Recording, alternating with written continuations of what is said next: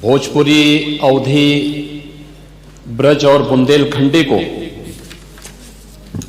इस सदन में सम्मान मिल रहा है और हमारी सरकार तो इन सब के लिए एक एकेडमी का भी गठन, अलग अलग एकेडमी के गठन की कार्रवाई को भी आगे बढ़ा रही है। ये सभी हिंदी की उपभाषाएं हैं, यानी हिंदी की बेटियां हैं। भाषा की समृद्धि के आधार है और हमें इसका स्वागत करना चाहिए। ये सदन साहित्य केवल विशुद्ध साहित्यिक और व्याकरण से के विद्वानों की नहीं है,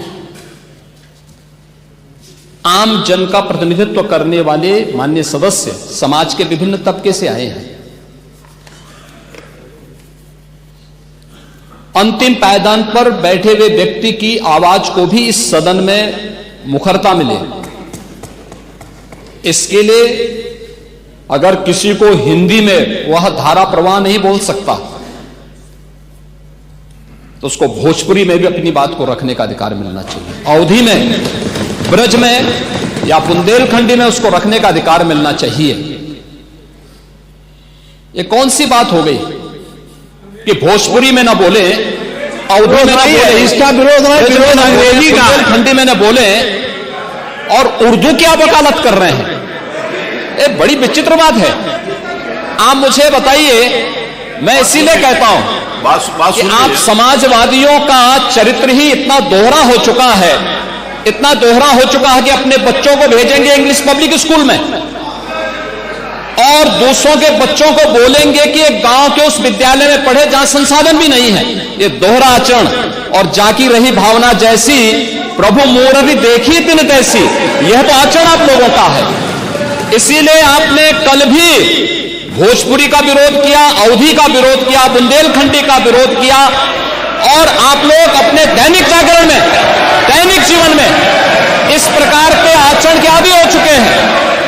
और इसलिए अध्यक्ष जी, इसका अभिनंदन हम लोग करते हैं और इन बोलियों को सम्मान मिलना चाहिए। इनके संरक्षण के लिए ही हमारी सरकार भोजपुरी एकेडमी का गठन कर रही है, अवधी एकेडमी का गठन कर रही है संत तुलसीदास जी के नाम पर। इसी के आधार पर ब्रज भाषा इतनी समृद्ध भाषा है। सूरदास जी ने अपनी सभी रचनाएं उसी भाषा में दी हैं। संत तुलसीदास जी ने अपनी कालजयी रचना रामचरितमानस, जो इस सदन में ही नहीं, उत्तर भारत के अंदर और भारत से प्रवासी हुए जितने भी ऐसे लोग हैं जो मॉरिशस में या दुनिया के फिजी में या दुनिया के किसी देश में गए, उनके संकट काल में रामचरितमानस ही तुलसीदास जी का अवधी भाषा में रचा गया, रामचरितमानस ही उनका सहारा बना था। और आज जब उसको सम्मान मिल रहा है तो आप उसका विरोध कर रहे हैं। बड़ी विचित्र सी स्थिति है। आप हर अच्छे कार्य का समाज, आज के यही ढोंग है आप लोगों का, यही ढोंग है। हर अच्छे कार्य का आप विरोध करेंगे, हर अच्छे कार्य का आप विरोध करेंगे। हर अच्छा कार्य जो प्रदेश के हित में है, देश के हित में है, आप उसका विरोध करेंगे। और मुझे लगता है इस प्रकार के विरोध की निंदा होनी चाहिए और हम इसका समर्थन करते हैं जो उत्तर प्रदेश की बोलियों को सम्मान मिल रहा है। मैं आपका धन्यवाद करूंगा और विधानसभा सचिवालय को इस बात के लिए धन्यवाद दूंगा।